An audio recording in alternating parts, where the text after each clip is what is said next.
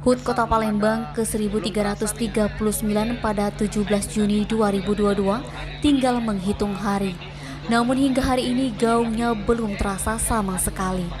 Sekda Kota Palembang Ratu Dewa ketika dikonfirmasi mengatakan mestinya sudah semarak dan meriah.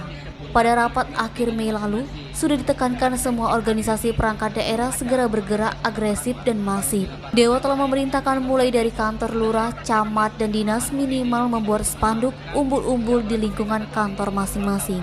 Tak hanya itu, di rapat tersebut, dirinya meminta lurah dan camat menggelar kegiatan positif yang berimbas langsung ke warga di sekitar.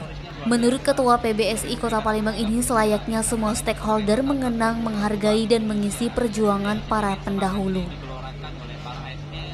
Wiwi, Sumeko TV melaporkan.